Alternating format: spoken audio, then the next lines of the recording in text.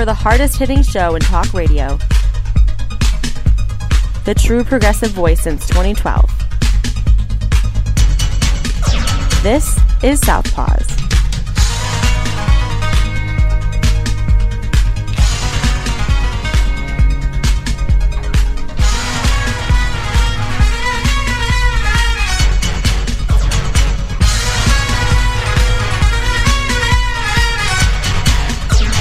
And welcome to Southpaws on the Pacifica Radio Network. We are the leaders of the revolution. I'm Darren Gibson, your host today. We have a lot of things to talk about today, including, I got into it again on Facebook. One of my friends decided to post some conservative crap, and I had to speak my mind. So we'll start out the show with that. We have results in Virginia, at least some partial results in their primary. So we'll talk about that, plus whatever we got time for today. We got a lot of stuff to discuss. Before we get started with today's topics, a couple of reminders. You can follow us on social media by going to facebook.com/Southpaws Radio Show.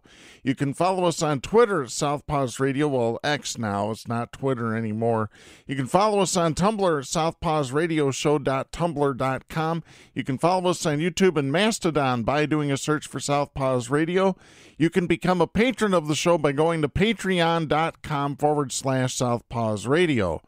You can listen to the show anytime at Apple Podcasts, Spreaker, Podcast Addict, Podvine, and Pandora by doing a search for Southpaws. Once you found our logo, you found us. We send links to our weekly episodes to our Facebook, X, Tumblr, YouTube, and Mastodon accounts.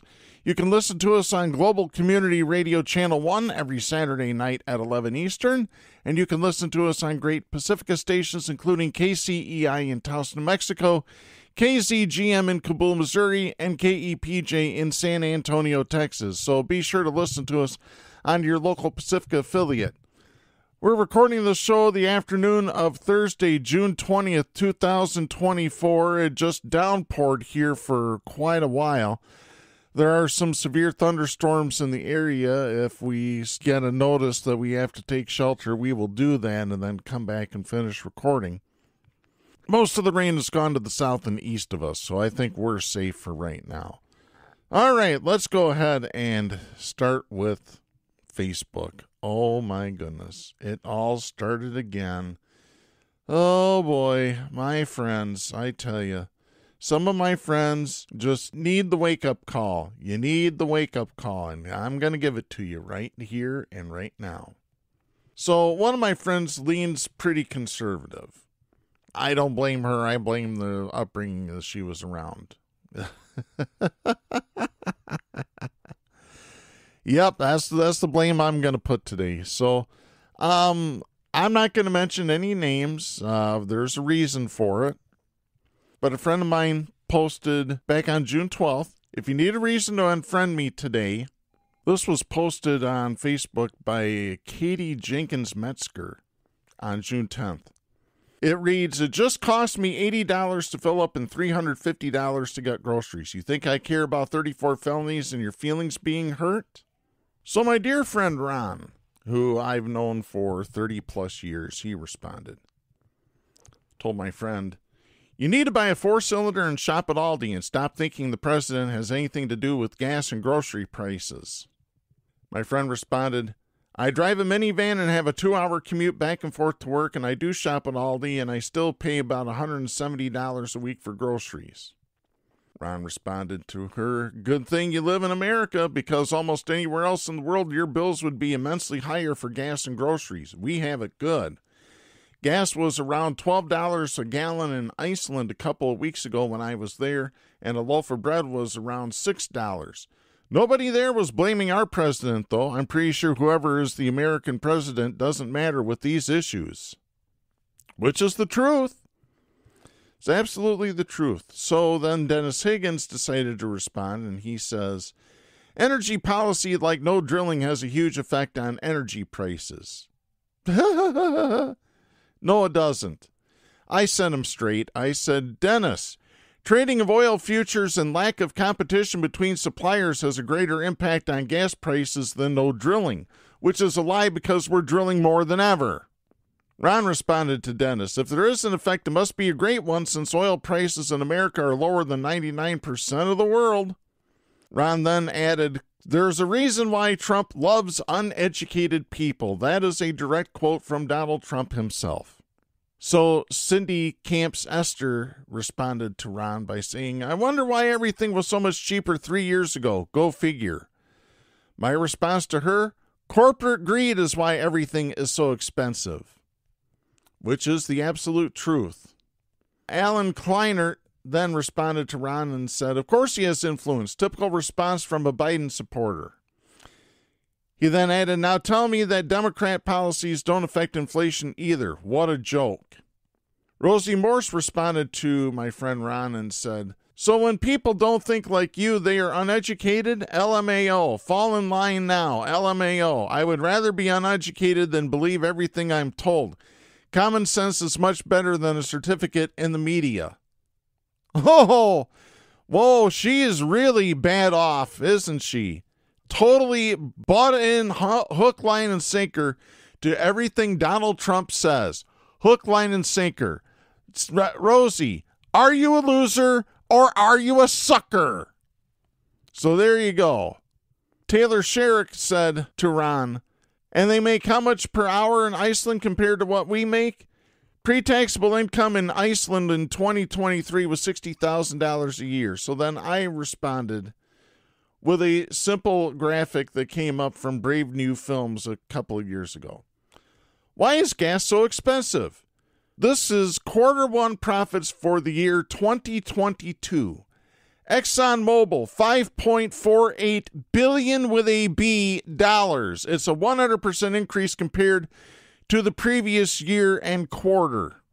BP, $6.2 billion, highest quarterly profit in a decade.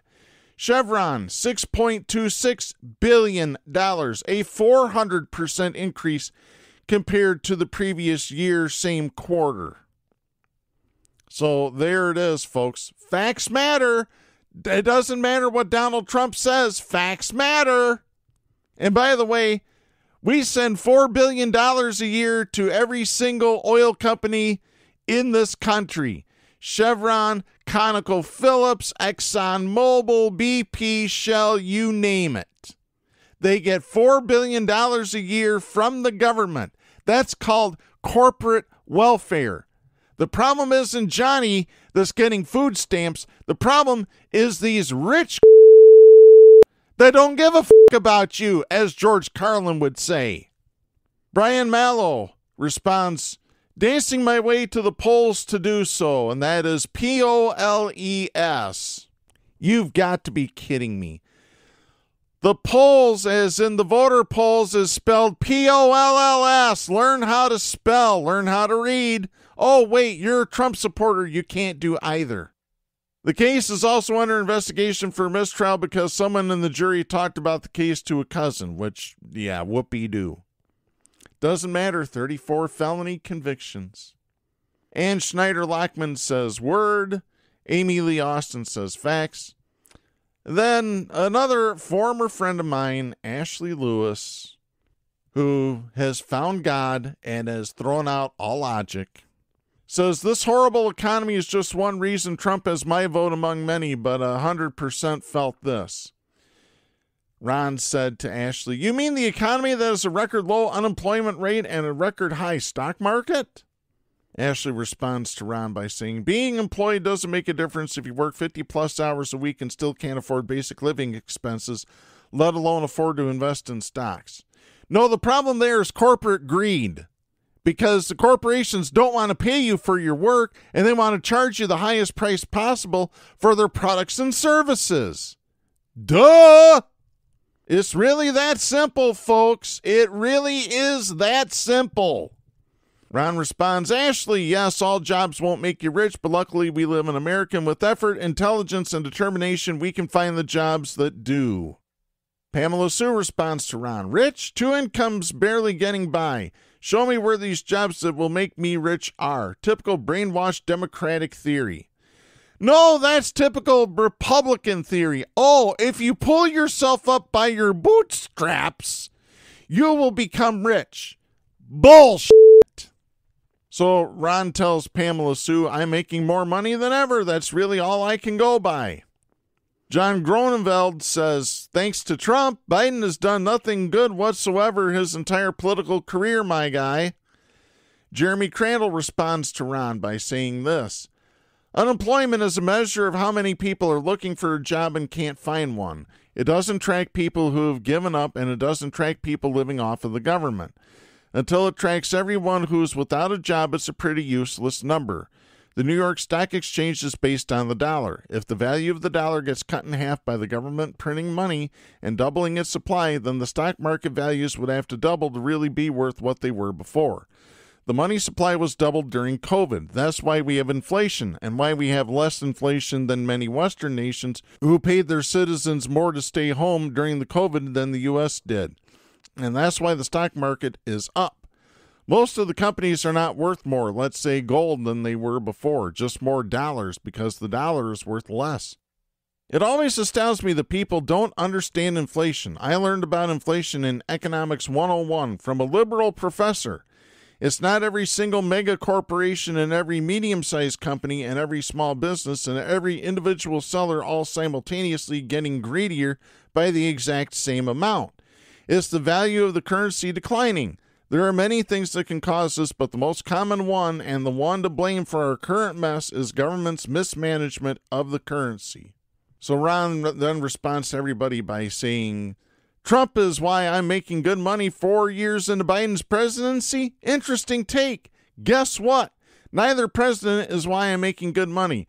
The fact that you are convinced the president controls what job you have and what money you are making tells me you don't understand economics at all. So then Ashley responds, hashtag policies matter. Ron responded, they do. And Trump wanting to take away women's rights to decide on their own health care definitely matters. Ashley responds, Ron, I am very pro-life, so I don't think we would have the same stance, but that's the beauty of being in America. We can still have a difference in opinions and still coexist. No, having a difference of opinion is I like vanilla ice cream and you like chocolate ice cream. This is a matter of life and death for women. It really is, folks. It really is. And it's getting worse every day in red states. Cindy Camps Esther says, Ron, just so you know, works too. As we have reported on this show for over 1 decade, abstinence alone doesn't stop pregnancy. Sorry. Wrong answer. Wrong answer. Vinny Gonzo says, preach. My friend Anthony says, my feelings aren't hurt, but why do you expect any improvement from the office of the president? It's Congress that ultimately screws the public. My good friend Angela says, any woman that votes for Trump is just giving up their rights. If you think it will stop at abortion, you are sorely mistaken. There's also the fact that your taxes are going up every 2 years until 2027. Well, for those that make under $75,000 per year, but hey, the rich get richer. Already banning IVF? Vote down every bill to keep kids free school lunch, as disgusting school lunches are. This is just a start. I've got more. Trump is nothing but a lying, cheating, dirty grifter, and you can go back and check facts. Check out their Project 2025. I'll be voting blue even if Biden is not perfect. At least he's not Jim Jones. As I have mentioned on this show before, people will drink the Kool-Aid and ask for more because they don't know any better. They're stupid. They're willfully stupid. You've read it right here. I'd rather be stupid than be told what to do. Phil the Thrill responds to my friend Angela. You can vote for Biden, but he won't be president. Biden is breaking all kinds of laws, too, with foreign policies. But that isn't spotlighted because, frankly, with parties are pushing this through, the government is broken. This coming election, whomever you vote for, please actually dig, find some articles, podcasts, etc. Follow the money and get some real facts and make an informed vote. Angela responds, Phil, what crime has Biden committed? What women's rights has he taken away? What tax bracket has Biden raised taxes on?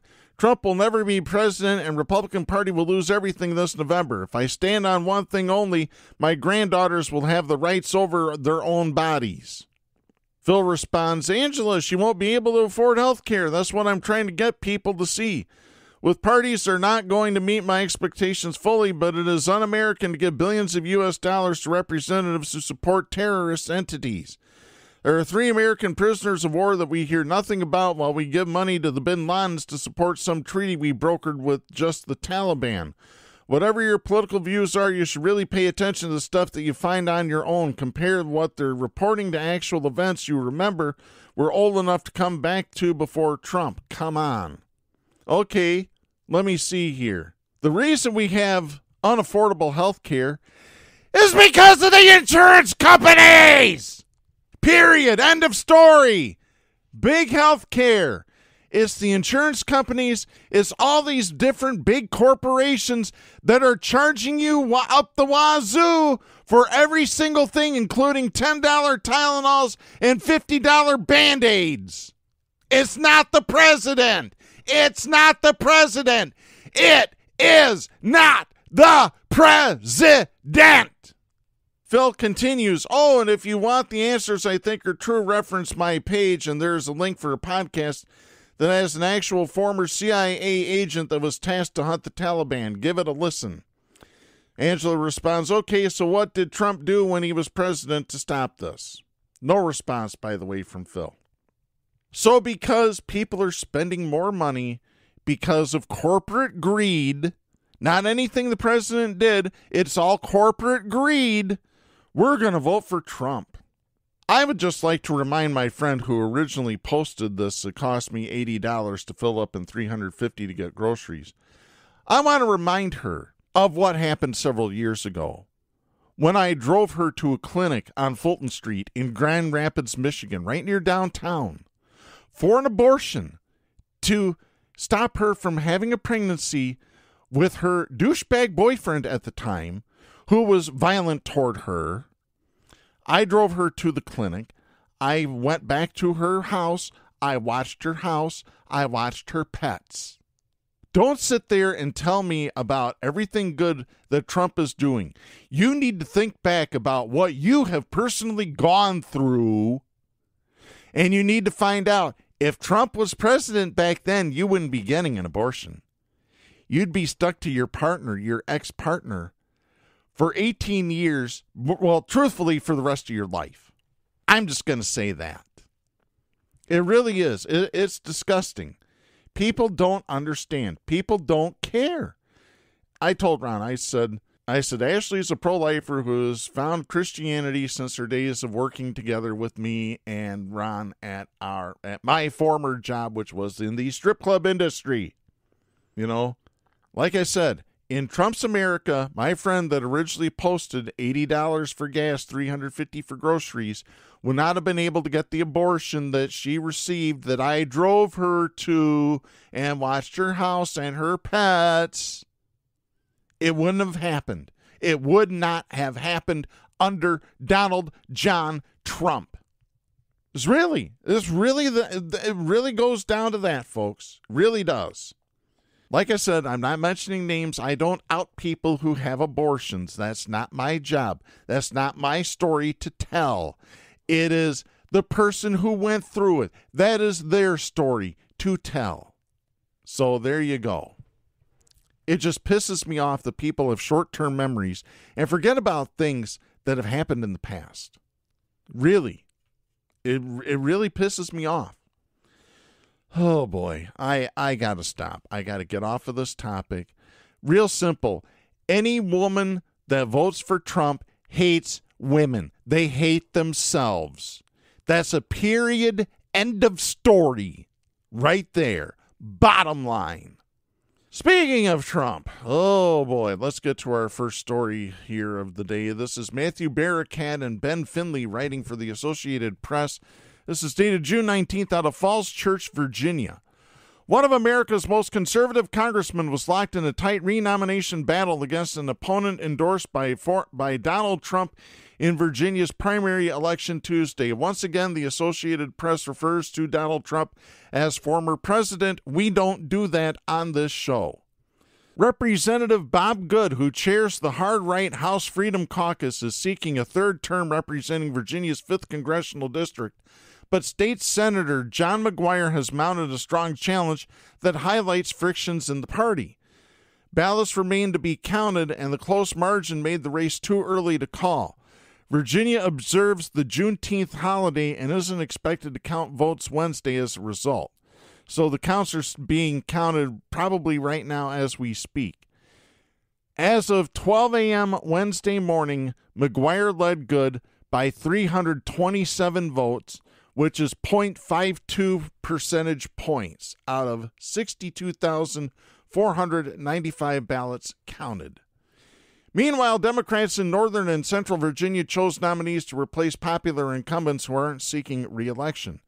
In House District 7, Eugene Vindman won a crowded Democratic primary to try to hold the seat being vacated by U.S. Representative Abigail Spanberger, who is running for governor in 2025, while Republicans chose Derek Anderson.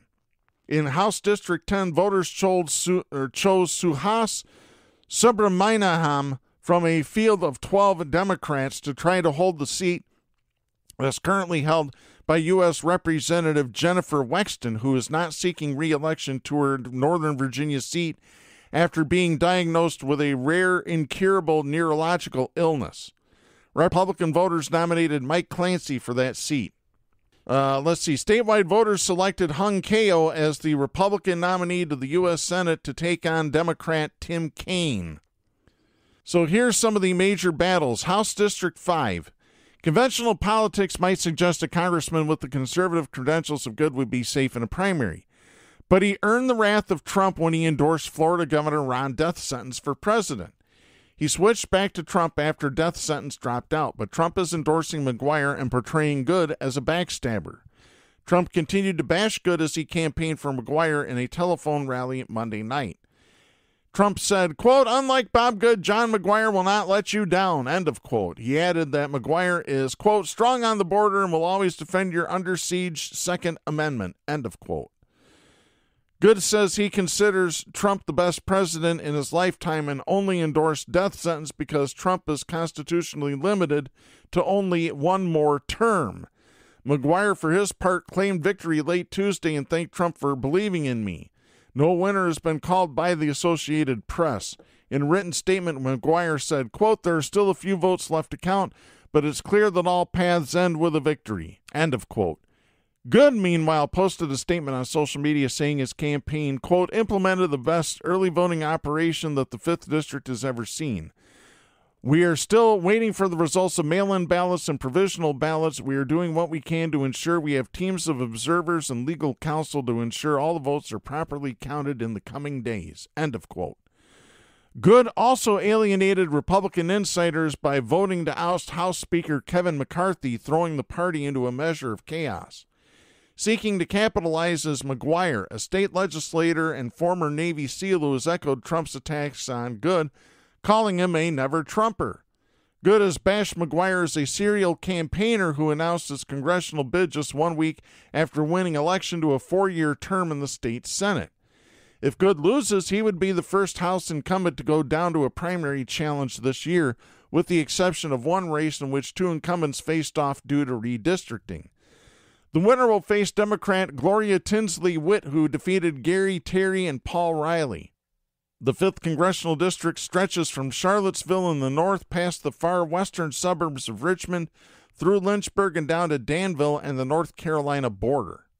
In House District 7, Vindman, a political newcomer who was nonetheless familiar to voters for his role in Trump's first impeachment, has won the Democratic nomination in the 7th Congressional District for what will be a closely watched congressional seat in November. Vindman, who crushed his opponents in fundraising, won in a crowded 7-person field that included 4 women of color who were all current or former office holders in Prince William County, a suburban area outside the nation's capital that constitutes the largest portion of the district. The former Army officer gained a measure of fame when he and his twin brother Alex reported their concerns about Trump's 2019 call to Ukrainian President Volodymyr Zelensky, in which Trump sought an investigation of Biden and his son Hunter. Vindman highlighted his opposition to Trump in his campaign, and in a victory statement issued Tuesday evening, he said, quote, "Our grassroots movement is coming for the extreme MAGA agenda. Virginia voters are first and foremost values-driven and want to elect leaders with integrity who preserve fundamental rights and freedoms and are not extremists, end of quote. He faced criticism from some local officials who said he was unconnected to the region's political dynamics. In a battle between a former Army Green Beret and a former Navy SEAL, Republican voters chose the Army man, Anderson, over Navy veteran Cameron Hamilton. Anderson and Hamilton were the top two fundraisers in a six-person field. Anderson drew support from House GOP leadership in Washington, while Hamilton had support from members of the House Freedom Caucus. The district, which stretches from Prince William County south to Fredericksburg and west past Culpeper, tilts just slightly toward Democrats. In House District 10, Subramaniam defeated fellow Democratic candidates former Virginia House Speaker Eileen Filler Corn, State Senators Dan Helmer and Jennifer Boysko, and former Virginia Education Secretary Atif Carney. Wexton endorsed Subramaniam. Republican voters chose Clancy from a field of four candidates. In Virginia's coastal 2nd Congressional District, Missy Cotter Smazel, a Navy veteran who runs a nonprofit that honors fallen servicewomen, defeated Jeremiah Jake Denton IV, a constitutional law and civil rights attorney, in the Democratic primary. She'll face Republican U.S. Representative Jen Kiggins in November. In a statement Tuesday evening, Smazel took aim at Kiggins and the, quote, MAGA extremism she supports in Congress. I will protect abortion rights and access for all and fight for resources for veterans and military families. I will always defend democracy and reject party extremism, end of quote. In the Republican primary for U.S. Senate, Navy veteran Ko prevailed over his four opponents for a chance to try to unseat Kane, a Democrat who was seeking his third term as the state's junior U.S. Senator. Ko had the most money and previous campaign experience running for higher office among the Republican primary contenders. He also had Trump's endorsement. In a victory post on Facebook, Ko immediately criticized President Joe Biden's decision on Tuesday to allow certain U.S. citizen spouses without legal status to eventually apply for citizenship. He stated, quote, tomorrow we begin our campaign to save the country that saved my life. I spent 25 years in the Navy while Tim Kaine spent 30 years in elected office, end of quote.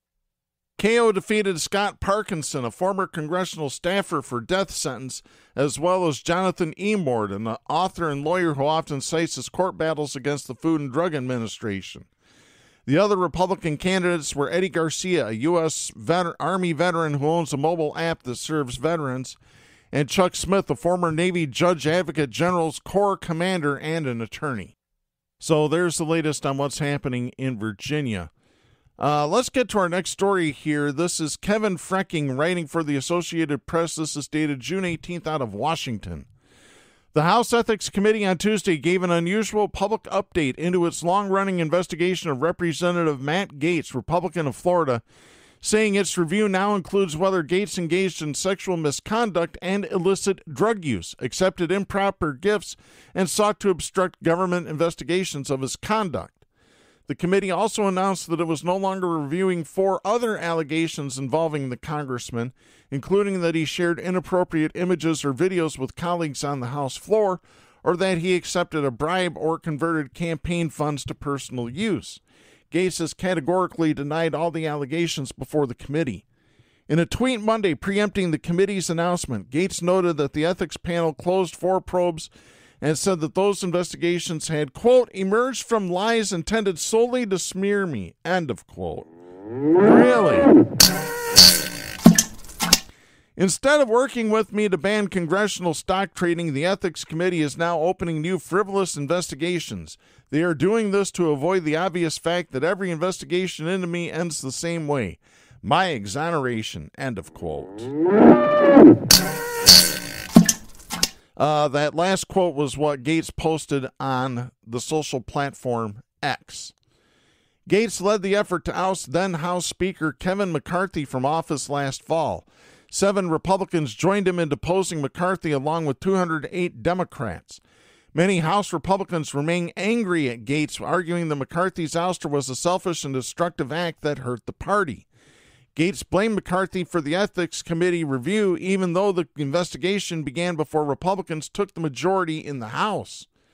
Gaetz wrote on X, quote, "This is Soviet. Kevin McCarthy showed them the man, and they are now trying to find the crime.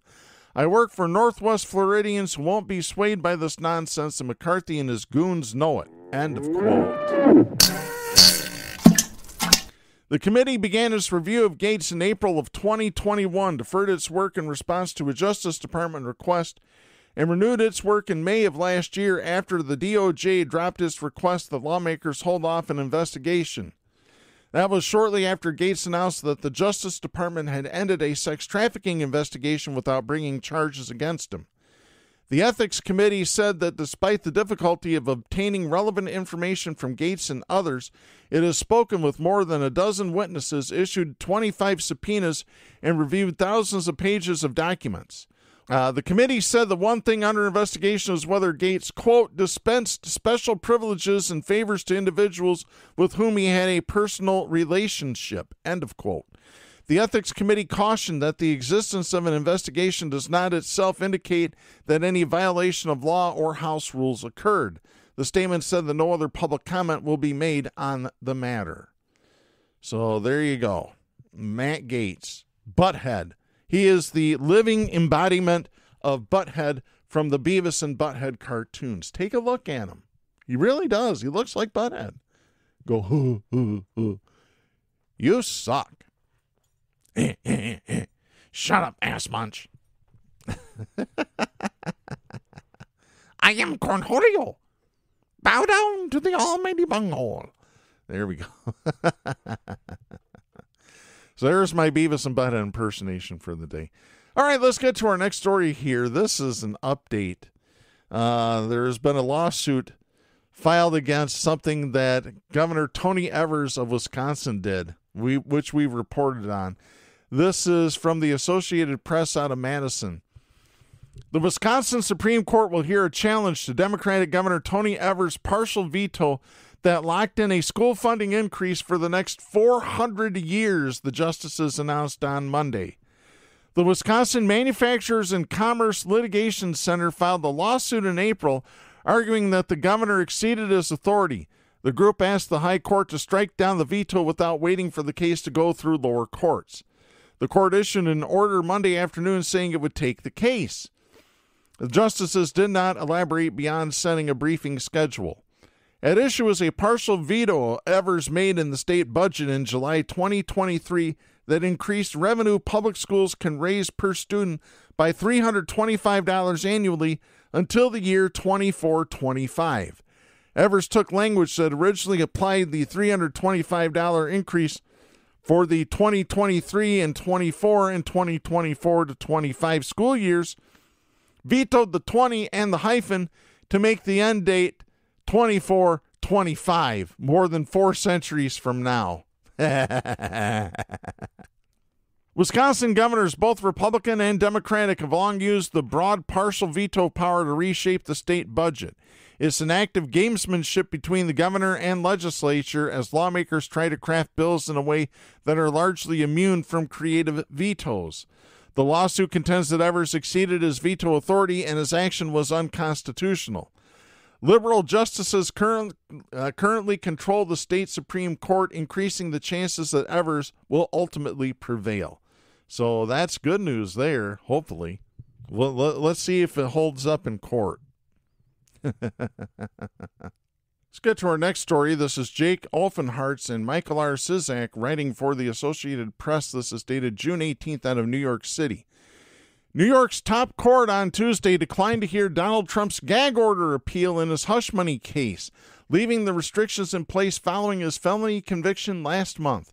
The Court of Appeals found that the order does not raise substantial constitutional issues that would warrant an immediate intervention.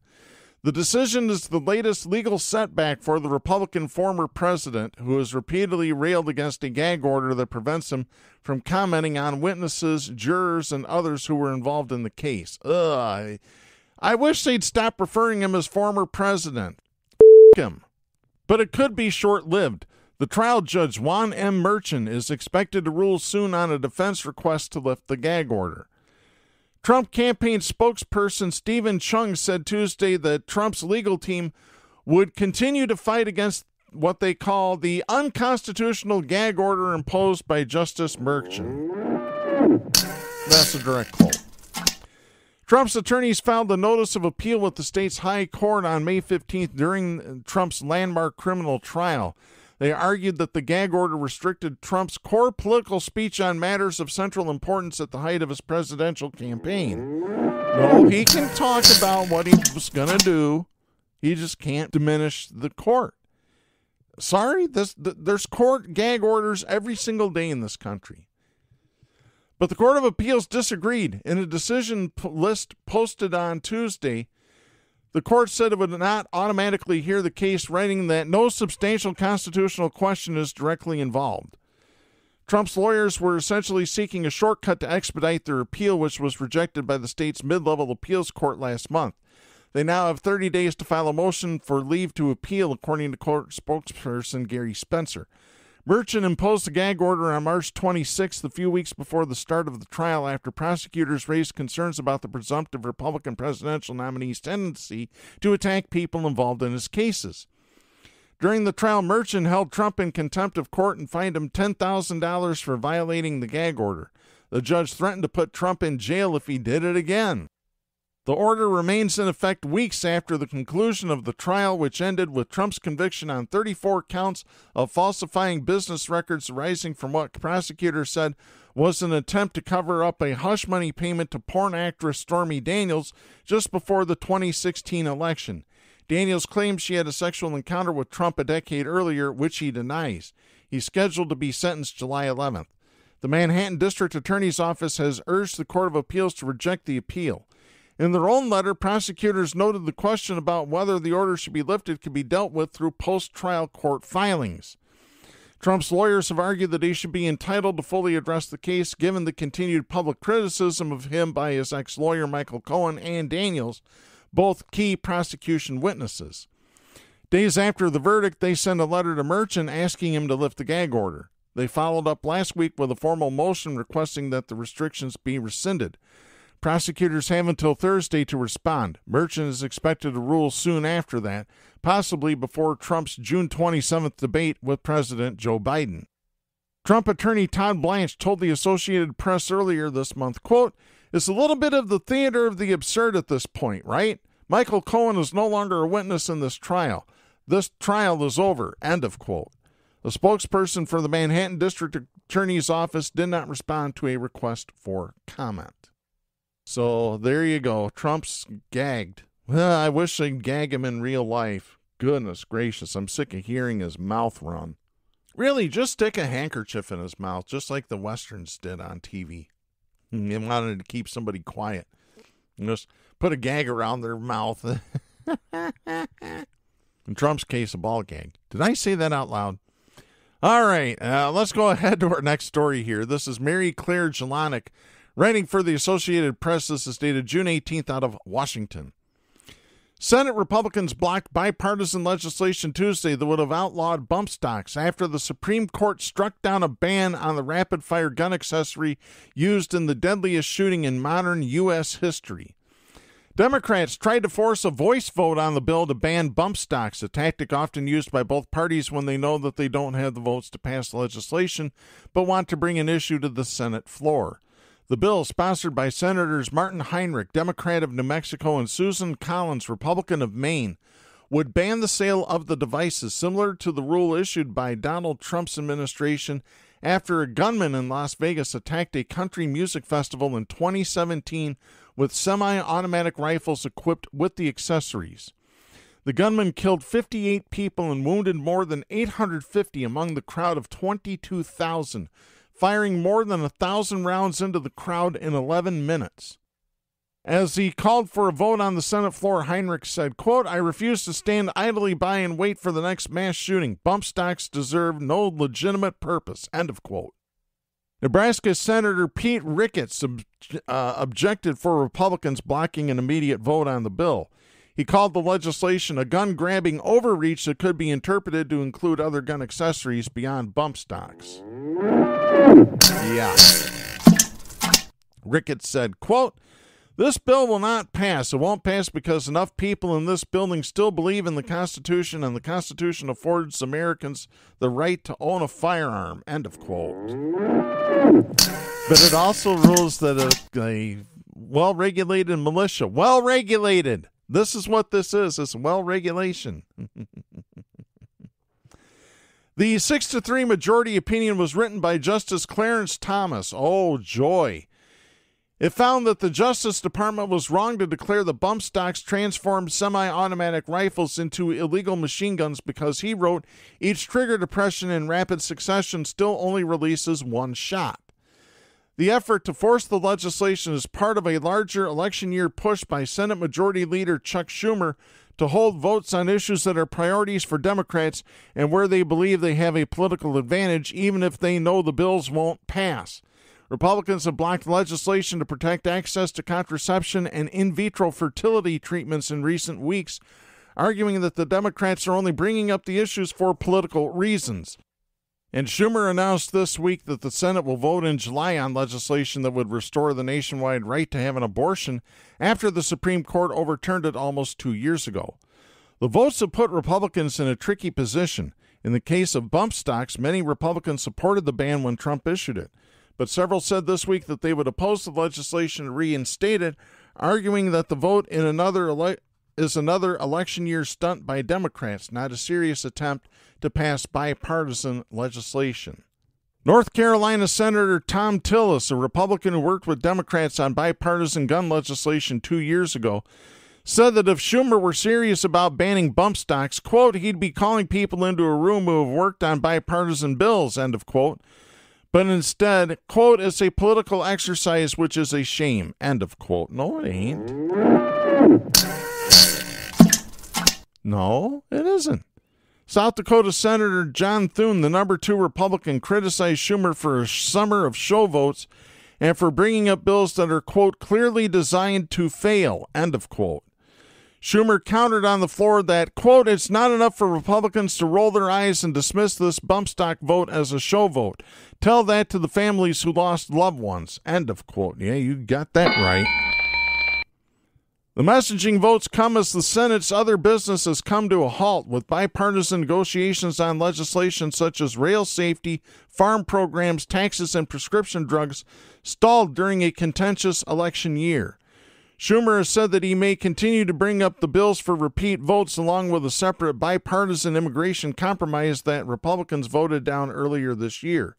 Schumer said, quote, Republicans don't want to talk about it, but they are going to have to vote on it, end of quote. Yeah, exactly right. That's the way you do it. You got to shame them.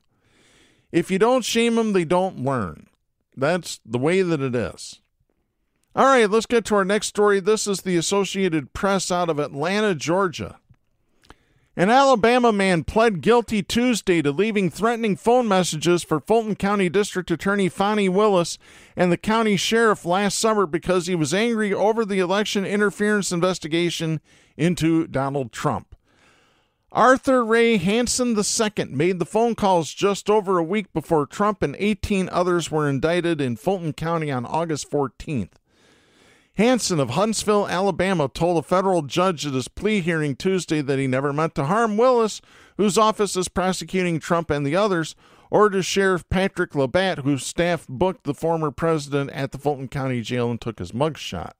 In court, Hansen said, quote, I made a stupid phone call. I'm not a violent person, end of quote. The Atlanta Journal-Constitution reported that he'll be sentenced at a later date. Assistant U.S. Attorney Brett Hobson told the judge the prosecutors will seek leniency for Hansen because he took responsibility for his actions. At the plea hearing, Hansen admitted to calling a Fulton County government's customer service line on August 6th and leaving voicemails for the prosecutor and the sheriff. In one message, Hansen warned Willis, when you charge Trump on that fourth indictment, anytime you're alone, be looking over your shoulder. His message for Labatt warned of consequences for taking a jail booking photo of Trump. The voice message said, according to court records, quote, if you take a mugshot of the president and you're the reason it happened, some bad shit's going to happen to you, end of quote. The indictment obtained by Willis's office alleged a wide-ranging scheme by Trump and the others to overturn the 2020 election results in Georgia. It was the fourth criminal case brought against Trump in a matter of months and had been widely anticipated. The sheriff commented publicly beforehand that anyone indicted in the case would be booked according to normal procedures, including having a jail mugshot taken. A federal grand jury indicted Hansen in October on charges of making interstate threats via phone. Hansen told U.S. Magistrate Regina Cannon on Tuesday that he was angered by the investigation of Trump and made the phone calls hoping authorities would back down. He told the judge, quote, "I didn't knowingly know I was threatening anybody. To me, it was a warning." End of quote. Yeah, there you go. Anyway, let's get to our next story here. This could be real interesting, folks. This is Joshua Albertus, writing for WZZM-TV. This is dated June 18th. Newly elected Ottawa County Commissioner Chris Kleingens, who won a special election to take the seat of former District 2 Commissioner Lucy Ebel, is now claiming he was terminated from his position as a community nutrition instructor with the Health and Nutrition Institute at the Michigan State University Extension. In a departure letter to colleagues, Kleingens wrote, quote, "MSU Extension ended my employment because it advised me that it did not believe I could continue working effectively with partners such as yourself while fulfilling the office of Ottawa County Commissioner, to which I was recently elected. This was the sole reason for my termination. There was no job performance issue, personal or professional impropriety, nor any other cause for MSU Extension's decision. I disagree wholeheartedly with MSU Extension's reasoning in my termination. I am pursuing legal remedies and seeking to be reinstated to my position." End of quote. Those legal remedies now include a request for a litigation hold brought forward by attorney Sarah Riley Howard. Howard, who is now representing Kleingens in this matter, garnered a reputation in Ottawa County last year while representing County Health Officer Adeline Hambley in her fight to keep herself in the post after some commissioners attempted to demote her to an interim basis and later opened a termination hearing into whether she had engaged in misconduct over actions she took relating to the county budget process. Howard wrote on June 13th in a letter to MSU Extension's Director of Human Resources, quote, "As MSU Extension knows, Mr. Kleingens is capable of spotting a potential conflict of interest and handling any such situations appropriately should they arise. Instead, we believe that the actual reason for this decision is that MSU Extension has bowed to political pressure from current Ottawa County Commissioners aligned with Ottawa Impact and Lucy Ebel, Mr. Kleingens' opponent in the recall election." End of quote. Yeah, I agree there. In the letter, Howard alleged the conversation had taken place between James Kelly and Scott Korpak, the directors for MSU Extension Districts 4 and 7, respectively, and Ottawa County Commissioners Joe Moss and Allison Miedema, who are aligned with the conservative Ottawa Impact Group, which Ebel is also affiliated.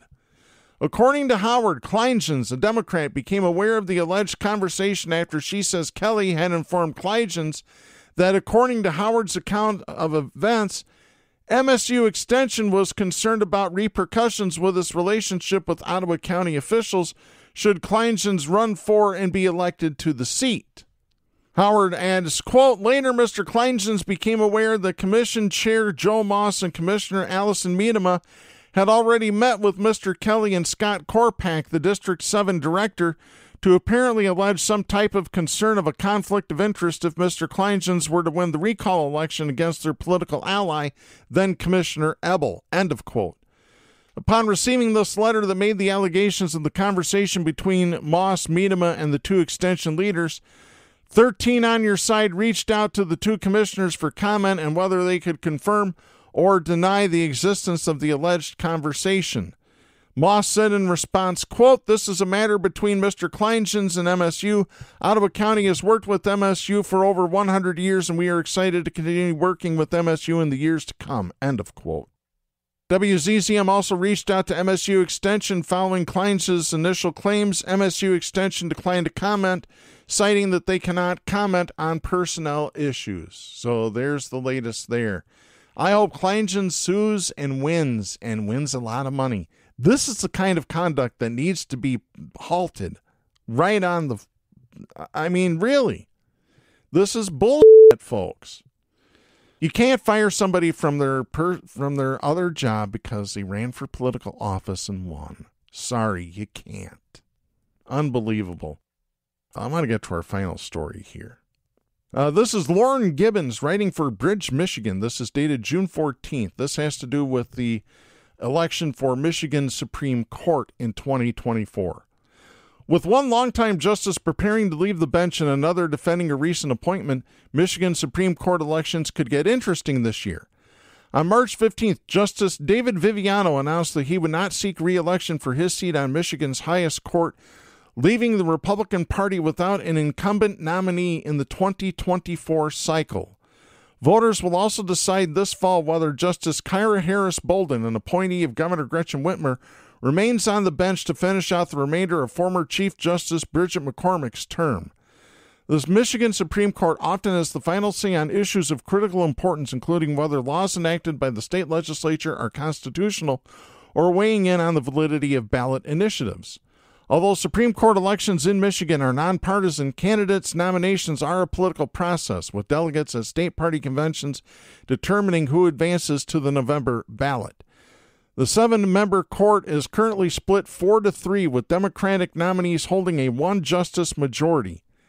As of June, 7 prospective candidates are seeking nominations to the ballot. Here they are. The first one is Kyra Harris Bolden of Southfield. She was nominated to the court by Governor Gretchen Whitmer in November of 2022 to replace former Justice McCormick. She must run for re-election to serve out the remainder of McCormick's term, which expires January 1st of 2029. She will seek the Democratic nomination. Bolden is the first black woman to serve in the Michigan Supreme Court and is the only justice on the bench with past legislative experience. She unsuccessfully ran for one of 2 seats that were up for election in 2022, coming in third behind incumbents Richard Bernstein and Brian Zara. Prior to her court appointment, Bolden served 2 terms in the legislature as a Democrat, where she worked on criminal justice reforms and championed bills to protect survivors of sexual violence. She's also worked as a criminal defense and civil litigation attorney and clerked in Wayne County's 3rd District Circuit Court under Judge John Murphy. Bolden graduated from Grand Valley State University and the University of Detroit Mercy School of Law. She says she was inspired to pursue law after learning the story of her great-grandfather who was lynched in Tennessee in 1939. The next candidate, Mark Boonstra. He is a sitting Court of Appeals judge. He entered the race for Supreme Court after Viviano announced his retirement. Boonstra worked as a private practice attorney with Miller Canfield before joining the Court of Appeals in 2012. He has authored books on the U.S. Constitution and its signers. He graduated from Michigan State University and the University of Michigan.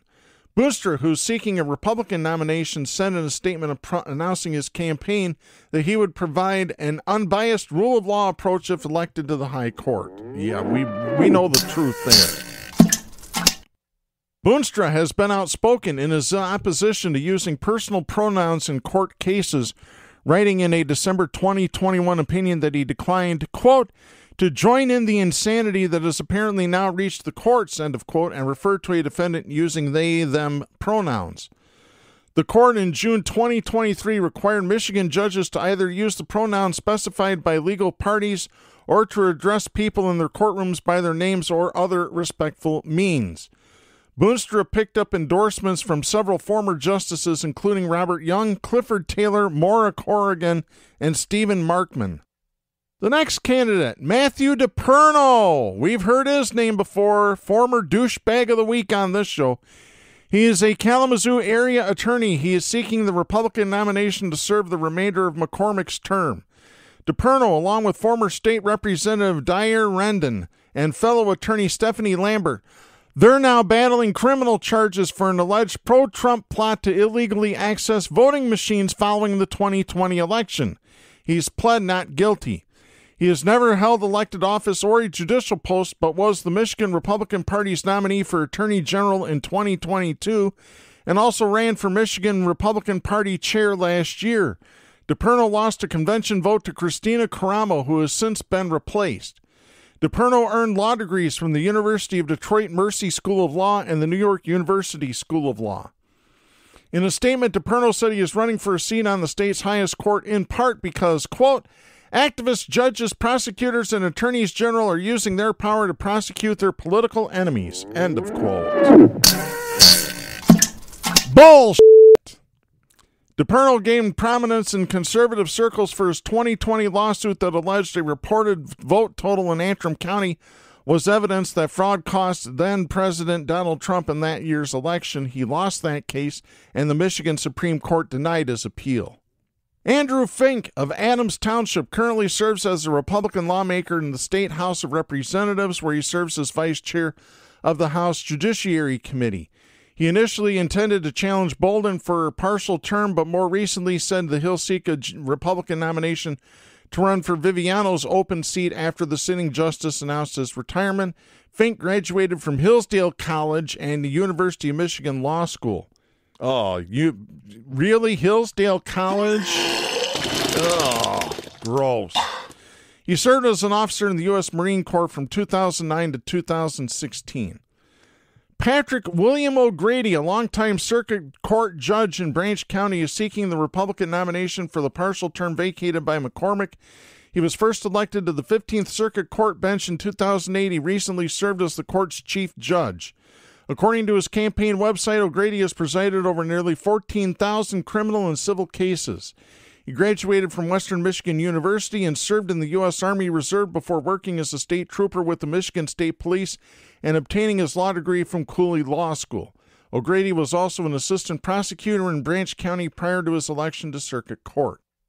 Alexandria Taylor, a Detroit attorney, is seeking the Republican nomination for the partial term vacated by McCormick. Taylor graduated with degrees from Michigan State University and Eastern Michigan University before earning her law degree at the University of Detroit Mercy School of Law. She clerked for former Michigan Supreme Court Justice Marilyn Kelly before working at a Royal Oak law firm, where she represented the cities of Woodhaven and Allen Park as city attorney. The last nominee is Kimberly Ann Thomas. She is a law professor at the University of Michigan Law School, where she teaches civil and criminal litigation and runs the Juvenile Justice Clinic. Thomas, who is expected to seek a Democratic Party nomination, served as a Whitmer appointee on the state's bipartisan task force on juvenile justice reform from 2021 to 2022 and has also served as a Fulbright Scholar. Thomas joined the University of Michigan Law School faculty in 2003 and previously worked as a trial attorney. She graduated from the University of Maryland College Park and Harvard Law School. So there you go, folks. There's the nominees for Michigan Supreme Court. That's an important election. Be sure you do your looking into all those candidates. I'm Darren Gibson. That's it for this week. Please support independent media, the First Amendment, and a woman's right to choose. The stations that carry Southpaws do not necessarily share the opinions expressed on the show. Southpaws is protected by the First Amendment to the U.S. Constitution and is copyrighted by Big D Entertainment. All rights reserved.